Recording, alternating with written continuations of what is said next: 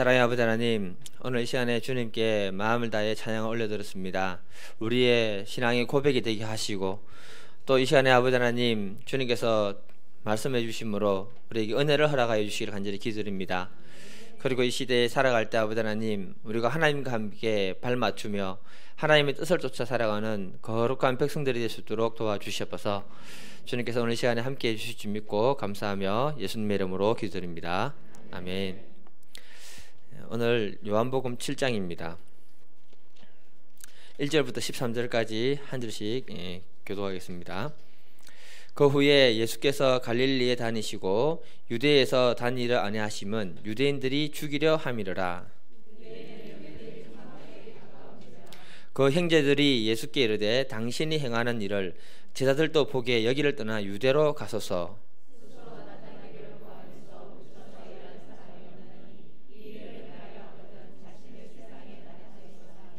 이는 그 형제들까지도 예수를 믿지 아니함이로라.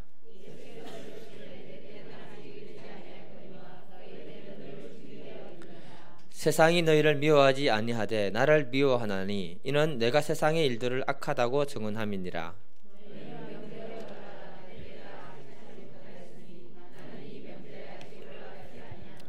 이 말씀을 하시고 갈릴리에 머물러 계시니라.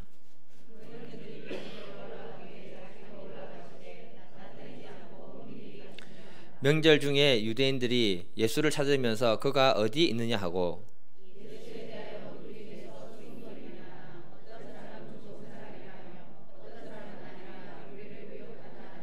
그러나 유대인들은 그를 두려워함으로 드러나게 그에 대하여 말하는 자가 없더라. 아멘. 오늘 제목 같이 한번 읽어보겠습니다. 시작. 목욕탕 가면 때 나옵니다. 요한복음 다시 돌아왔는데요. 요한복음 말씀이 잘 안 들어와가지고 고생을 엄청 많이 했습니다. 잘할 수 있도록 기도만 해주세요. 거기 동상이몽이라는 말이 있습니다. 이 말은 뜻은 잠자리에서는 서로 다른 꿈을, 같은 잠자리에서 서로 다른 꿈을 꾼다는 말인데요. 또 다른 뜻은 겉으로는 같이 행동하면서도 생각은 다르다, 이렇게 얘기하는 말입니다. TV 프로그램 중에 동상이몽이라는 프로그램이 있는데요. 보면 재밌습니다. 제가 어쩌다가 한번 봅니다. 보다 보니까 아버지가 딸에게 공부해라 공부만이 너가 살 길이다, 이렇게 얘기를 하는 거예요. 근데 딸은 가수가 되고 싶다고 노래를 엄청나게 부르는 겁니다. 제가 보니까 가수 하기에는 비주얼이 좀 아닌 것 같고, 노래를 들어보니 노래도 가수 수준은 아닌 것 같고, 그래서 이 아버지에게 끝까지 가수를 하겠다고 우기는 바람에 그 TV 프로그램 나온 거예요. 그때 사람들이 그의 노래 소리를 한번 듣고 난 다음에 대부분의 사람들이 다 하는 말이 가수하면 안 되겠다. 그런데도 자신의 뜻을 굽히지 않고 끝까지 고집을 피우는데 보통 고집이 아니더라고요. 채식 아니라서 천만다행이었습니다. 그 여자아이의 마음에 그 이상한 허황된 욕심이 마음에 들어가니까 사람들이 그것을 얘기할 때 인정하시고 받아들이지는 못하고 계속해서 자기 생각만 고집하더라는 겁니다. 잘못된 욕심은요, 불행을 불러오고 그 욕심이 그 사람의 삶을 무너뜨리는 경우가 굉장히 많습니다. 성경에도 보면은 이런 부분의 이야기들이 굉장히 많습니다. 예수님의 생각과 제자들의 생각이 달랐고요, 예수님과 종교 지도자들이 같은 사건을 보고도 생각하는 것이 다 달랐습니다. 마태복음 20장을 보게 되면은 예수님은 십자가를 지기 위해서 예루살렘으로 올라가십니다. 그때 제자들에게 뭐라고 하느냐, 마태복음 20장 18절 19절 보면, 보라 우리가 예루살렘으로 올라가노니 인자가 대제사장과 서기관들에게 넘겨지매 그들이 죽이기로 결의하고 이방인들에게 넘겨주어 그를 조롱하며 채찍질하며 십자가에 못 박게 할 것이고 제3일에 내가 살아날 것이다, 이렇게 예수님이 십자가의 죽음과 부활에 대해서 제자들에게 가르쳤습니다. 그런데 그때 누가 오냐면은 세베대의 아들의 어머니가 되는 분이 두 아들을 데리고 왔는데 그 사람들이 누구냐, 야고보와 요한인데요. 이들이 어머니가 와가지고 예수님께 뭐라 요구하느냐, 마태복음 20장 21절 한번 읽어볼까요? 20장 21절입니다. 시작. 예수께서 이르시되 무엇을 원하느냐 이르되 나의 이 두 아들을 주의 나라에서 하나는 주의 우편에 하나는 주의 좌편에 앉게 하소서. 예수님은 지금 십자가에 죽으러 간다고 얘기하고 있는데 그들의 생각은 예수님이 십자가에 죽는 게 아니고 뭐 대단한 일이 일어나가지고 왕위를 찬탈하는 것으로 생각했는지, 하나는 주의 좌편에 하나는 주의 우편에 앉게 해달라고 얘기를 하고 있다는 거죠. 그러니까 주님의 생각과 제자들의 생각이 완전히 달랐다는 것입니다. 주님은 십자가를 통해 가지고 인류 구원을 이루고 하나님의 뜻을 이루는 것이 목적이었다면, 제자들은 그 길을 통해 가지고 자기들의 목적과 자기들의 유익을 구하는 생각을 가졌다, 이렇게 얘기하고 있습니다. 전부 뭐냐면요, 사람들의 마음속에 숨어있는 욕심 때문에 나타나는 현상이라고 이렇게 얘기하고 있는 거예요. 이 얘기를 다른 제자들이 듣고 반응이 이렇게 나타납니다. 마태복음 20장 24절 같이 한번 읽어볼게요.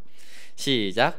10제자가 듣고 그 두 형제에게 대하여 분이 여기거늘, 자기들의 생각을 갖다가 말은 못했는데 얘들이 먼저 선수 치는 바람에 너무 화가 났다, 이렇게 얘기하고 있는 겁니다. 그러니까 우리가 신앙생활을 하면서 우리의 생각과 하나님의 생각, 또 사람과 사람의 생각이 다 다를 이유는 뭐냐 하면, 내 안에 다른 욕심이 들어가면 하나님의 뜻과 내 생각을 맞출 수 없게 되고 다른 사람과 생각을 맞출 수 없게 된다, 이렇게 말하고 있는 것입니다. 그것 때문에 생기는 것이 뭐냐면 오해가 생기고요, 그것 때문에 생기는 것이 뭐냐면 갈등이 우리에게 들어오기 시작한다는 것입니다. 오늘 본문의 이야기는요, 전부 이런 이야기들입니다. 예수님의 때와 사람의 때는 늘 다르다는 것을 우리에게 가르쳐주고 있는 겁니다. 예수님의 생각과 사람의 생각은 늘 다를 수밖에 없다. 오늘 본문 말씀을 통해서 우리가 우리의 생각과 예수님의 생각의 차이의 간격을 좁혀가는 시간이 될 수 있기를 간절히 기도드립니다. 첫 번째 소제목 한번 읽어볼게요. 소제목입니다. 첫 번째 소제목, 같이 읽겠습니다. 시작. 사람의 요구 속에는 욕심과 불신이 있다. 본문 1절을 보게 되면 그 후에라고 기록했습니다. 이 말은 앞에 오병이어 사건 이후를 갖다가 얘기하는 부분이거든요. 그때 사람들이 자기들의 배고픔을 채워주니까 예수 우리 왕이여, 이렇게 찬양을 했습니다. 그런데 그들의 육적인 요구를 그 다음에 예수님이 들어주지 않을 때, 예수님이 참 진리를 선포할 때는 다 떠나가 버렸습니다. 쉽게 말해서 뭐냐, 사람이라는 것은 진리의 말씀이 우리에게 들어오게 되면 부담스러워서 예수님을 떠나갈 수 있다, 이렇게 얘기하는 거예요. 저도 그렇습니다. 부담스러울 때가 많습니다. 그러면서 1절 후반절에 보게 되면 예수님을 유대인들이 죽이려고 했다 기록합니다. 그래서 예수님은 갈릴리 변방 지역에서 사역하고 있다, 이렇게 소개하고 있습니다.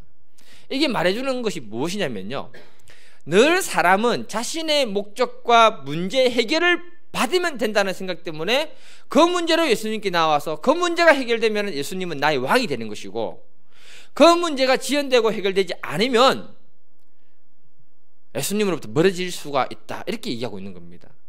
그런데 우리가 주님께 나올 때 우리의 마음에 숨어있는 생각들이 뭐냐 하면, 자신의 욕심과 욕망과 그 사람의 육적인 생각의 안에 가득하기 때문에 예수님이 그것에 응답하지 않을 때가 있는데, 이 부분 때문에 우리는 예수님께 상처받는 경우들이 없지 않아 있다라고 얘기하는 겁니다.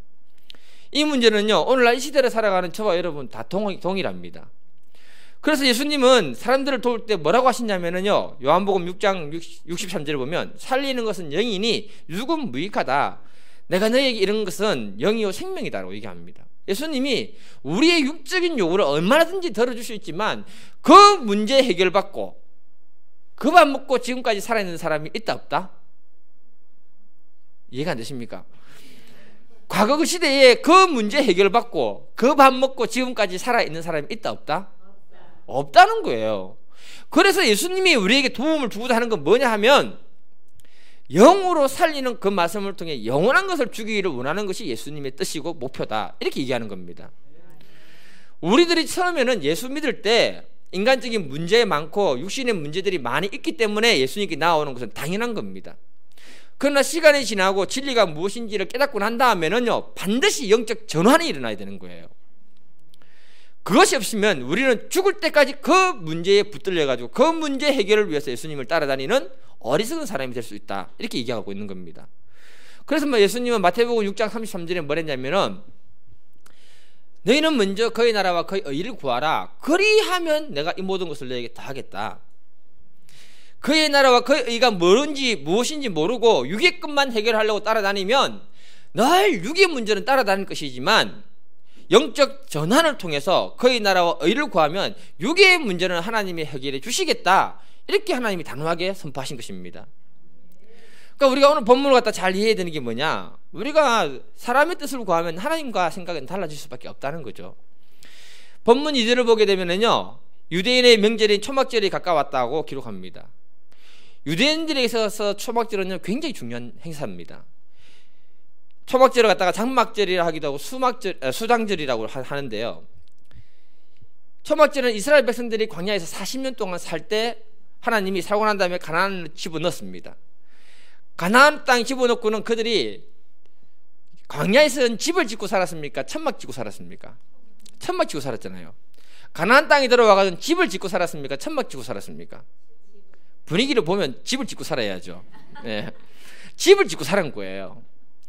그러면 천막 짓고 살다가 집을 짓고 살면은 얼마나 좋습니까?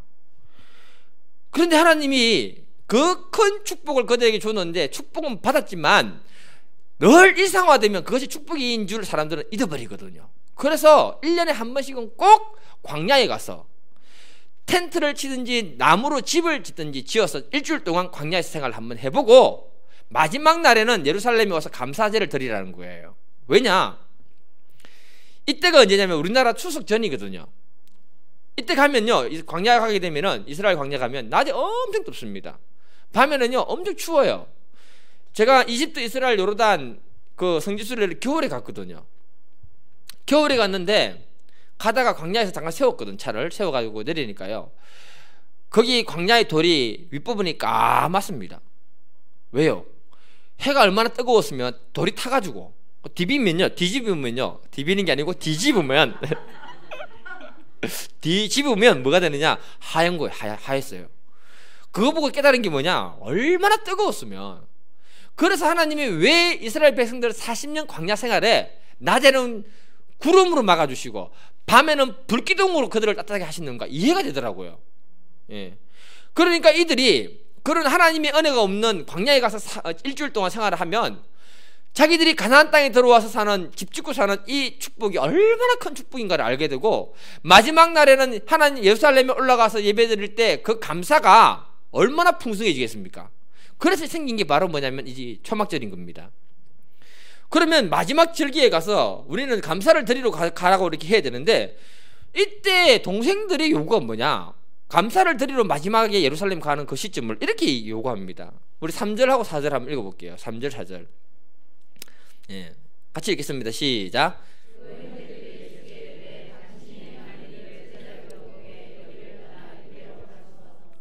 스스로 나타나기를 구하면서 무처 일하는 사람이 없나니 이 일을 행하려 하거든 자신을 세상에 나타내소서 하니. 마지막 절기, 마지막 날 되면 예루살렘에 올라가서 하나님께 감사의 제단을 사고 감사의 예물을 드리고 그렇게 해서 감사로 올라갑시다 해야 되는 게 정상적인 생각인데, 이 갈릴리 변방에 숨어서 기적을 일으키지 말고 사람 돕는다고 폼 잡지 말고 수많은 사람들이 모이는 명절에 예루살렘에 올라가서 한 방을 아주 멋지게 한번 터뜨려 보라. 그러면 수많은 사람들이 당신을 인정하게 되고 당신을 메시아로 인정할 것이다, 이 얘기를 하는 거예요. 그러면 당신이 메시아가 된다는 거죠. 이 동생들의 말 속에는요 굉장한 의미심장한 말들이 들어가 있습니다. 예. 첫 번째가 뭐냐면요, 메시아가 되면 자기들에게 굉장한 유익이 온다는 거예요. 유대인의 메시아는 다윗 왕처럼 세상을 지배하는 왕이잖아요. 그러니까 예수님이 메시아가 되고 왕이 되면 예수님 동생들은 한 자리 할 거 아닙니까? 굉장한 욕심이 들어있는 거예요. 또 두 번째는 뭐냐면요, 형인 예수님이 향하고 있는 그 어린 그 모습, 그 메시아 그 모습을 볼 때, 동생들의 불신적인 모습을 볼 때 메시아 행세하고 있는 그 모습, 불신의 눈으로 가득하게 보이는 거예요. 5절에 뭐라 했냐면은, 이는 그 형제들까지도 예수님을 믿지 아니함이로라. 어릴 때 자라면서 코 흘리면서 같이 자랐을 거 아닙니까? 예수님 때문에 예수님이 화가 나가 동생 한 대 지어 박았겠습니까? 안 지어 박았겠습니까? 지어 박았겠죠. 어릴 때도 예수님 메시아처럼 그래 착하다, 내가 모든 걸 용납할게, 그래 말씀 전하고 했습니까? 몰라, 안 봐서 모르겠는데, 그래 예수님한테 한 대 맞을 수도 있고, 그러니 예수님의 허물과 약점을 다 알잖아요. 그 입장에서 예수님을 볼 때 예수님이 행하는 이 모습이 정말 꼴불견인 거예요. 꼴불견. 그래서 그들의 마음에는 예수님 믿지 아니하였더라 불신이 들어가 있는 겁니다. 다시 말해서 그들의 요구를 깊이 들어가면 두 가지가 있는데, 하나는 자기 욕심, 하나는 예수님에 대한 불신이 그 안에 딱 자리 잡혀 있었던 거예요. 그래서 내 욕심과 내 목적을 위해서 때가 됐기 때문에 당신은 올라가서 그 일을 좀 해달라 요구했던 겁니다. 그러니까 예수님 뭐라 하시느냐, 6절을 읽어볼게요. 6절을 같이 읽겠습니다. 시작. 예수께서 이르시되 내 때는 아직 이르지 아니하였거니와 너희 때는 늘 준비되어 있느니라. 이게 문제입니다. 사람은 자기 욕심을 위해서, 자기 목적을 위해서는 자다가도 벌떡 일어나가지고 꼭두 새벽부터 집을 나갑니다. 진짜로 그렇습니다. 여기서 우리의 생각과 주님의 생각이 틀어지기 시작하는 거예요. 그리고 여기에서 나의 때와 주님의 때가 차이 나기 시작하는 겁니다. 다시 말해서 예수님은요, 늘 하나님의 시간표대로 움직인 분이 누구냐? 예수님이라는 거죠. 그런데 우리는요, 늘 우리의 욕심의 시간표대로 움직입니다. 예. 그래서 하나님의 때하고 내하고는요, 나의 때하고는 절대로 일치를 한다 안 한다? 안 한다. 이게 정답입니다. 우리가 하나님의 시간표를 알지 못하면 너무 조급해지는 거예요. 내 욕심의 시간표대로 먼저 행동해 버리는 겁니다. 그리고 난 다음에는 후회하고 그 문제 때문에 고생하는 경우들이 굉장히 많습니다. 그래서 주님 뭐라고 하느냐, 나는 준비 안 됐는데 너희들은 너희 욕심을 위해서 늘 때가 준비되어 있다, 그렇게 얘기하는 겁니다. 예수님 왜 빨리 안 해주세요? 이렇게 얘기하면 늘 주님 이 얘기하시는 거죠. 나는 준비가 안 됐는데 너는 늘 준비되어 있구나. 예.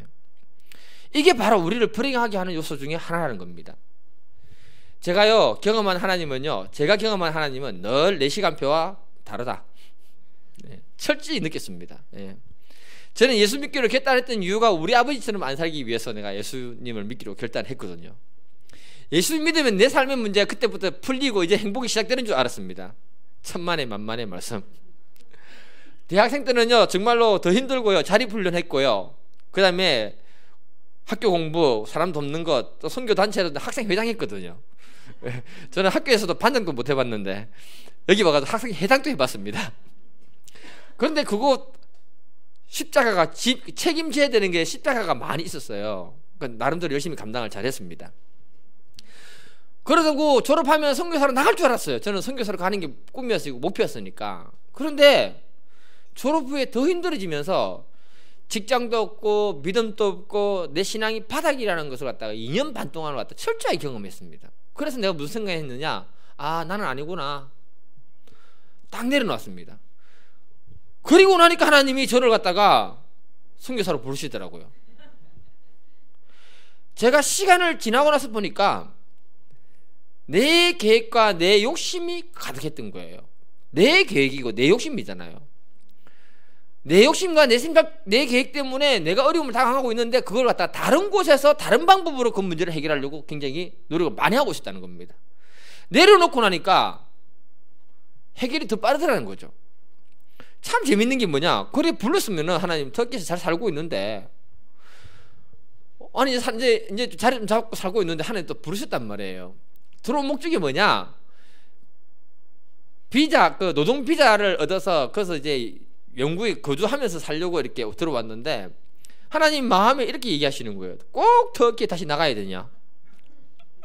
그 내가 목사님 찾아가서 하나님이 터키 못 간다 합니다 이렇게 얘기했더니 우리 목사님 깜짝 놀라가지고 좀 기도해봐라, 좀 더 해봐라 기도, 이렇게 하시더라고요. 두 번이나 그 말씀하셨어요. 그런데 나중에 보니까 하나님이 또 그걸 내놓게 하시는 거예요. 그래서 또 내놓았습니다. 뭐 못 가는 거 어떡합니까? 근데 지금 뭐 보니까 하나님이 지금 나의 여정을 쭉 살펴볼 때 내가 원하는 시간표보다는 하나님이 원하는 그 시간표에 발맞춰 오기를 원하셨고, 그렇게 오다 보니까 지금 이 자리까지 오게 된 줄 저는 믿습니다. 처음에 제가 기도할 때는요, 하나님 왜 이거 해결해 주지 않습니까? 원망의 기도 굉장히 많이 했습니다. 그런데 지금 눈이 약간 열리니까요, 늘 하나님의 시간표를 먼저 보고자 하는 그 생각을 먼저 가지는 거예요. 그리고 그 시간에 움직이려고 내 나름대로 노력을 하고 있습니다. 그걸 통해서 배우는 게 뭔가 아세요? 기다림을 통해서 인내를 배우고 그분을 신뢰하는 믿음을 배우는 거예요. 이게 이해가 좀 돼야 됩니다. 이게 정말 중요한 얘기예요. 우리가 신앙생활을 하는 데 있어서 이걸 배우지 못하면 늘 나의 계획과 나의 생각이 앞설 수밖에 없는 거예요. 그리고 내가 스스로 내 불행을 자초해놓고 왜 하나님 이 문제 해결하지 않습니까? 라고 우리는 기도하게 되는 거죠. 제가 그랬거든요. 제가 볼 때 하나님이 한 사람을 훈련하는데 제일 좋은 방법이 뭐냐? 하나님의 시간표대로 움직이도록 기다리게 하는 훈련만큼 좋은 훈련 없다. 성질 급한 체조 죽는 줄 알았습니다. 예. 기다리지 못하는 사람은 다 실패하는 거예요. 그리고 고난을 스스로 자초하게 되는 겁니다. 기다릴 때는 쉬면 됩니다. 그냥. 실제로 중국 내륙 선교를 했던 허드슨 테일러가 중국 선교하면서 정말 힘들었거든요. 지금은 중국이 조금 달라졌는데요. 과거에는 중국 사람들의 특징이 뭡니까? 만만디입니다. 만만디. 천천히. 우리는 빨리지만. 그러니까 중국 사람들은 천천히 하니까 중국 선교를 하려면 시간이 엄청나게 요하는 거예요. 그 선교사 입장에서 볼 때 얼마나 힘들겠습니까? 테일러는 처음에 중국 선교사로 가가지고 굉장히 힘들어합니다. 그리고 성령을 새롭게 체험하면서 하나님 걸 새롭게 만나면서 기다리는 법을 배운 거예요. 그리고 이 사람이 중국 내륙 선교로 갔다가 굉장히 잘 이루어낸 사람 중에 한 사람으로 이렇게 기록되어 있는 겁니다. 그리고 그가 인도했던 선교회에 어떤 젊은이가 선교사로 가겠다고 후원을 받으러 온 겁니다. 그래서 허드슨 테일러가 뭐라고 했냐면 잠깐만 기다리라 하고는 딴 일을 갖다가 30분 동안 했는 거예요. 그리고 비서를 보내서 미안하다면서 조금만 더 기다리라 하면서 1시간 동안 딴 일을 또 해버리는 거예요. 그리고 비서 보내서 미안하다면서 조금만 더 기다리라면서 몇 번을 갖다가 그런 식으로 얘기한 거예요. 그 청년이 기다리다가 조용히 일어나서 나갔다 옵니다. 허드슨 테일러 그때 뭐라 했냐면 안타깝다. 이제 만나러 가려 했는데. 이해가 되십니까? 난 이 청년이 참 훌륭하다고 생각합니다. 내 같으면 찾아가서 이렇게 몇 번이나 기다리게 해놓고 당신 지금 뭐 하는 짓이냐고 한마디 하고 갈 겁니다. 저는. 그런데 허드슨 테일러가 생각했던 건 뭐냐? 선교는 기다립니다. 기다릴 줄 아는 사람이 선교사가 된다. 이렇게 생각했던 겁니다. 제가 볼 때도요, 기다림이 곧 믿음이고요. 그것은 사람과 사람 사이도 마찬가지고 하나님과 사람 사이도 마찬가지입니다. 그래서 성경을 보면은 하나님은 아브라함을 믿음의 사람으로 키우는 데 있어서 그에게 아들 약속하고 25년을 기다리게 했습니다. 그걸 기다리다가 못 기다려가지고 하갈이라는 여자를 통해 가지고 이스마엘 낳게 되고요. 그 문제가 지금 오늘날까지 중동 문제가 이렇게 이어진 거예요. 감동이 없죠.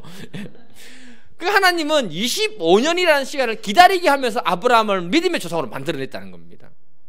모세는요 40년 동안 하나님이 광야에서 버리고요 거기서 기다리도록 만들었습니다. 그리고 난 다음에 하나님 그를 불러서 썼습니다. 다윗은 사울에게 쫓겨다닐 때요 고통의 연속이었습니다. 그가 소년이었을 때 왕이 될 것이라고 기름 부어 주었습니다. 그래서 그는 금방 왕이 될 줄 알았어요. 그래가지고 성령 충만해가지고 골리앗하고 싸워 이겨버리고요. 그랬는데 사울 왕에게 10몇 년 이상을 갖다가 도망을 다닙니다. 그래서 다윗의 시를 보면 주님 어찌하여 이런 말이 많습니다. 이해되십니까 여러분? 그리고 나서 하나님이 그를 갖다가 이스라엘의 왕으로 세웠다는 거죠. 그러니까 우리가 하나님의 시간표를 볼 수 있는 영적 눈이 열릴 수 있도록 기도해야 될 줄 믿습니다. 이게 없어지면은 조급해지고 각자마다 하나님이 하셔야 할 일을 갖다가 못하게 된다는 거죠. 그래서 모든 사람은요 구원도 그 사람에게 각자마다 때가 있고 또 그 사람에게 그 문제가 해결받는 것도 그 사람에게 때가 있고 또 하나님이 각 사람에게 축복하실 때가 다 따로 있다는 것입니다. 그게 바로 하나님의 시간표예요. 우리가 이 하나님의 시간표에서 하나님을 갖다 보지 못하면 늘 조급해지는 거죠. 그러면서 그 시간표를 보고 기다릴 수 있으면 그때 하나님을 신뢰하고 믿음을 우리가 배우고 소유하게 되는 줄 믿습니다. 하나님의 때가 되어서 이것저것 다 경험하고 난 다음에요 변화되는 것이 사람입니다. 말해줘도 안 됩니다. 저도 말해줘도 안 됩니다. 사람은 그래요. 참 희한해요. 그러니 하나님의 시간표를 보지 못하고 이것저것 이렇게 그 하나님 앞에 서지 못하면 조급해지고 되고요 기다리는 마음으로 기도할 수 없게 되는 거죠. 우리가 하나님의 시간표가 항상 나의 시간표보다 넓다라고 생각하시면 모든 문제가 다 해결됩니다. 뭐예요? 하나님의 시간표는 늘 나의 시간표보다 넓다 이렇게 생각하면 모든 문제가 다 해결되고 이해됩니다. 그리고 사람과 사람이 호흡 맞추고 보조 맞추는 것도요. 이 사람은 이렇게 늦다, 4시간표보다 늦다 이러면 다 이해되고 이렇게 또 이렇게 가지게 됩니다. 그래 생각해야지. 내 성질대로 하려면 되는 게 어디 있습니까? 그래서 하나님 우리를 훈련시키는 거예요. 우리가 다 하나님의 시간표를 보고 나의 생각들과 계획들을 내려놓을 수 있기를 간절히 기도드립니다. 두 번째 소제목 같이 한번 읽어보겠습니다. 두 번째 소제목, 시작. 손자 병법을 보게 되면요, 유위필패, 발음이 안 되네. 무슨 말이냐면, 임금이 전쟁 중에 있는 장군에게 자꾸 감나라 대추나라 이렇게 얘기하면 그 전쟁은 반드시 진다. 믿고 맡겼으면 그대로 내두라, 이 말입니다. 그러니까 우리나라 임진왜란 때 이시순 장군이 자기 목숨 내놓고 나라를 위해서 얼마나 열심히 싸웠습니까? 그때 간신배들이 옆에 붙어가지고 왕에게 이런 말 저런 말 하니까 왕이 뭐라 합니까? 이래라 저래라 하니까 이순신 장군이 안 되겠다, 그러니까 답이 안 나온다 해서 자기 고집대로 밀어붙여서 전쟁하고 이렇게 했잖아요. 결국은 자기 지위를 박탈당하고 뭐가 됩니까? 백의종군에서 싸우는 그런 이렇게 일이 터진 거예요. 그러니까 사람과 사람 사이에도 중요한 게 뭐냐? 믿음과 신뢰입니다, 여러분. 그리고 하나님과 사람 사이에도 가장 중요한 게 뭐냐? 믿음과 신뢰인 거예요. 이게 형성되지 못하면 그 사이에 뭐가 들어오는지 아세요? 부부간에 믿음과 신뢰가 형성 안 되면 부부간에 아니네, 그렇지? 부부간에 믿음과 신뢰가 형성이 되지 않으면 뭐가 들어옵니까? 불신이 들어오고 오해가 들어오는 거예요. 그러면 떨어져 있으면 전화해야 됩니다. 저놈 또 이상한 짓 하고 있지 않는가? 네. 그러니까 사람과 사람 사이, 하나님과 사람 사이 꼭 필요한 건 뭐냐? 믿음과 신뢰라는 거죠. 오늘 본문을 보면 예수님에 대한 의견이 엄청 분분합니다. 12절을 보면요, 예수님이 좋은 사람이다, 아니다. 어떤 사람은 예수님 메시아다, 아니다. 예수님은 미혹하는 이단자다. 이런 식으로 논쟁이 붙었습니다. 13절 보게 되면요, 한번 읽어볼게요. 13절의 결론입니다. 결론. 시작. 그러나 유대인들을 두려워함으로 드러나게 그에 대하여 말하는 자가 없더라. 무슨 말이냐? 무리들 속에는 예수님께 은혜 받고 도움 받은 사람이 있을까요, 없을까요? 있지요. 그 사람들은 예수님에 대해서 예수님은 좋은 사람이다, 메시아다 얘기했을 거 아닙니까? 근데 예수님을 경험하지 못한 사람은 아니다, 우리를 미혹해 하는 자다, 그리고 그 사람은 이단이다, 그렇게 얘기하는 겁니다. 그러다 보니까 도움받은 사람들이 목소리를 높여서 얘기를, 아니다, 예수님은 좋은 분이다, 메시아다 얘기해야 되는데 말하려고 보니까 옆에 누가 있더라? 종교 지도자들이 있더라. 무서운 종교 지도자들. 그래서 아무 말나 못했다, 이렇게 얘기하는 겁니다. 무리들이 예수에 대해서 이렇게 논쟁했던 이유는 그들이 예수를 진정으로 믿고자 하는 마음이 없었기 때문에 그런 겁니다. 예수를 믿지 못하는 곳에서는요, 언제나 예수에 대한 논쟁이 일어납니다. 지금도 그렇잖아요. 그리고 예수님에 대한 잘못된 오해에서 비롯된 모든 것들이 많습니다. 그리고 유대 종교 지도자들의 두려움 때문에 예수가 진짜 메시아고 하나님입니다 말을 못하게 하는 거죠. 이걸 통해서 우리가 알아야 되는 게 뭐냐면요, 세상은 진실인 것을 알지 못하도록 가린다는 것입니다. 우리가 이거 잘 알아야 됩니다. 이 전체적인 문제를 놓고 예수님 뭐라고 했느냐? 7절에 이렇게 얘기했습니다. 7절 한번 읽어보겠습니다. 같이 읽겠습니다. 시작. 세상이 너희를 미워하지 아니하되 나를 미워하나니 이는 내가 세상의 일을 증언함이니라. 예수님의 동생들이 예수님을 이용하는 것이나 세상의 많은 사람들이 예수님에 대해서 이렇다 저렇다 얘기하는 것이나 예수님에 대해서 바르게 말 못하게 하는 것이나 이 모든 것이 뭐냐? 그 안에 악한 세력이 있기 때문에 그렇다. 그 세력들은 예수님에 대한 신뢰와 믿음을 가지지 못하도록 우리를 늘 그렇게 만든다, 이렇게 얘기하고 있는 것입니다. 세상의 논리는 정말 이상한데요, 각 사람에게 유익을 주고 이익을 주도록 요구합니다. 사람들은 거기에 너무 순종을 잘해요. 세상의 가치관은요, 자기의 목적과 유익을 위해서면 하나님뿐만 아니라 어떤 것도 다 이용할 수 있도록 다 만들어줍니다. 그렇게 행동해놓고 우리는 얼마든지 우리의 생각과 행동에 대해서 정당화시킬 수 있는 것들이 다 뒷받침되어 있습니다. 이해되십니까, 여러분? 우리가 신앙생활을 하다 보면요, 정말 분별해야 되는 게 뭐냐, 이게 정말 하나님을 위하는 것인지 아니면 나를 위한 것인지 정말 잘 분별해 봐야 됩니다. 나를 위해서 하는 것들은요 전혀 아깝지 않습니다. 특징이 그렇습니다. 그러나 다른 사람을 위하거나 주의 몸된 교회를 위해서 하는 것은요, 내 몸을 사리게 하고 손이 떨리게 하고 힘들게 하는 겁니다. 이게 정답입니다. 예를 들면 이렇습니다, 여러분. 우리가 자녀들을 다 키우고 있잖아요. 그러다 보니까 애들에게 공부하도록 요구를 하거든요. 저도 요구합니다. 예. 무슨 말을 하는가 하면요, 너가 열심히 공부하고 잘해서 하나님의 영광을 나타내야 된다. 또 믿음의 사람이 이렇게 믿음으로 이렇게 얘기해 주는 거죠. 근데 그 말을 가만히 한번 보세요. 하나님의 영광을 말하기 이전에 그 애가 공부 잘하고 뛰어나면요, 부모의 영광이 됩니다, 먼저. 그리고 그 애의 미래가 좀 더 밝아진다는 거예요. 희망이 보이는 거죠. 이것을 하나님의 이름 영광하고 결부시켜서 우리가 말한다는 겁니다. 그러면 도대체 어디까지가 하나님의 영광이고 어디까지가 부모 욕심인가? 선은요 굉장히 모호합니다. 서울의 어떤 학생이 경주 동국대로 왔습니다. 유학을 왔습니다. 얘는 어릴 때 외국에서 유학했습니다.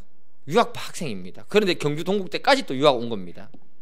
얘가 서울 동국대가 아니고 경주 동국대로 내려오는 바람에 하나님의 영광을 가렸다고 그 부모가 나한테 얘기했습니다. 그리고 그 애가 공부를 열심히 해서 다시 인서울 해야 하나님의 영광이 된다라고 강조를 했습니다. 그 말 듣고 나서 공부 좀 못해서 동국대 온 것이 하나님의 영광을 가린 것일까요? 혹시 그 부모님의 자존심이 상해서 그런 말 한 거 아닐까요? 그 애는 정말 열심히 공부해서 서울로 편입했습니다. 인서울 대단합니다. 네. 그러면 정말 하나님의 영광이 회복된 것일까요? 아니면 그 부모님들의 자존심이 회복된 것일까요? 저는 잘 모르겠습니다. 여러분들이 좀 분별해 볼 필요가 있는 것 같아요. 네. 착각하면 안 됩니다. 예수 그리스도 안에서 실패했건 성공했건 그 모든 것은 다 하나님의 영광이 됩니다. 잘 이해해야 됩니다. 주님 안에서 실패하고 성공한 것은 다 주님의 영광이 되고요, 주님 밖에서 실패하고 성공한 것은 다 주님과 상관없는 것입니다. 그렇게 생각해야 됩니다. 예수님이 요구하는 것과 세상이 요구하는 것은 다를 수밖에 없는 겁니다. 예수님은 내가 십자가에서 못 박혀 죽었듯이 너희들도 이제 이렇게 살아야 된다는 엄청난 부담감을 우리에게 주시잖아요. 그러나 세상은 너희의 영광을 위해서, 너희의 욕심을 위해서 얼마든지 교회도 이용하고 예수도 이용할 수 있다, 이렇게 얘기해 주고 있습니다. 마가복음 10장 45절에 보면 인자가 온 것은 섬김을 받으려 함이 아니고 도리어 섬기려 하고 자기의 목숨을 많은 사람의 대속물로 내어주려 함이니라, 이렇게 말씀합니다. 예수님은 자기의 목숨까지 내어주면서 섬기고자 하는데 세상은 어찌하든지 높은 자리로 올라가서 섬김 받아야 된다고 얘기하고 있습니다.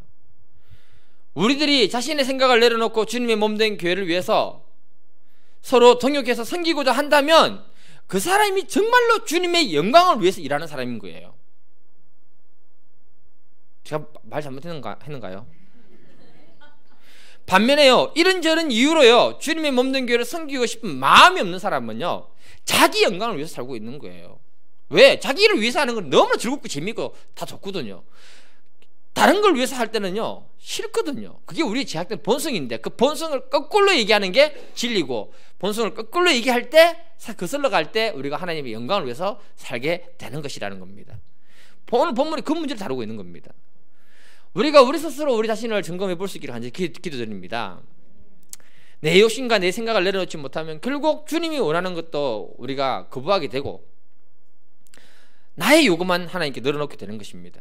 그리고 하나님 언제입니까? 왜 이 문제가 해결되지 않습니까? 라고 얘기하는 거죠. 근데 주님 어떻게 하시느냐? 8, 9절 읽어볼게요. 우리 주님 참 대단합니다. 예. 시작. 너희는 명절에 올라가라. 내가 때가 아직 차지 못하였으니 나는 이 명절에 올라가지 아니하노라. 이 말씀하시고 갈릴리에 머물러 계시니라. 그들의 요구에 예수님은 응해주지 않았습니다. 10절에 뭐라고 하느냐? 그래 놓고는 몰래 올라가서 숨어서 예루살렘 명절을 보냈다라고 얘기합니다. 이 말씀은요 예수님이 인간의 욕심과 제약에서 나오는 요구들은 절대로 들어주지 않는다. 네. 왜냐하면 인간의 제약과 욕심에서 나오는 것들은 전부 자기 영광과 유익만을 구하는 것이기 때문에 그렇다, 이렇게 얘기하는 겁니다. 이 이야기를요 요한복음 6장에서요 앞에서 보면은요 오병이어 사건을 통해 예수님이 확실히 밝혀놨습니다. 그들이 먹여달라고 물었을 때 참 진리에 대해서 얘기하고 예수님이 그들의 요구를 끝까지 들어주지 않습니다. 이게 뭐냐? 예수님은요 진리에 대해서는 단호하다는 겁니다. 그러면서 뭐라고 하냐 6장 48절에 보면 내가 생명의 떡이다. 6장 66절에 보면요 그 말 듣고 사람들이 다 떠나갔다고 합니다. 도와주지 않으니까. 그러니까 우리의 삶이 무너지고 우리의 신앙이 무너지는 이유가 뭐냐 하면은 주님이 원하는 것을 내가 늘 외면하고 내가 원하는 것을 주님께 늘 요구하기 때문에 그럴 수 있다는 사실을 기억하고 우리가 기도할 수 있기를 바랍니다. 제가 다른 교회에서 사역할 때요 하나님께 기도하면서 응답받은 건데요 사역자들이 움직이는 시즌이 있거든요. 11월 말부터 10월 말부터 11월 12월 요때가 사역자들이 움직이는 타임입니다. 교회가 마음에 안 들면 빨리빨리 갑니다. 그때 두 손들 찾아서 가거나 이렇게. 저도 스트레스가 좀 있고 이렇게 여러 가지 마음에 안 드는 게 많아가지고 기도를 했습니다. 하나님 이제 움직일 때가 안 됐습니까? 아무 응답이 없는 겁니다. 또 기도했습니다. 하나님 이제 가야 될 때가 안 됐습니까? 뭐라고 응답하시느냐? 내가 너를 가장 필요한 곳에 보냈다. 인내하고 기다리는 것도 믿음이다. 이렇게 응답하셨습니다. 정말로요. 하나님 음성 들었다니까 이해가 안 되시죠? 듣는 사람만 압니다. 저는 사실 좀 더 덜 스트레스 받고 좀 이렇게 다른 환경을 보고 공부하고 싶고 또 이렇게 다른 환경을 가고 싶었는데 하나님은 내가 너에게 꼭 필요한 곳에 보냈다. 내 생각과 반대로 얘기하시더라고요. 그래서 내가 알았습니다. 역시 하나님의 시간표는 내하고 완전히 틀리구나. 예. 그러니까 우리 하나님이 우리에게 요구하는 것은요 다른 것이 아닙니다. 하나님의 마음을 읽고 하나님의 시간표를 우리가 바라보는 눈을 하나님이 요구하시는 줄 저는 믿습니다.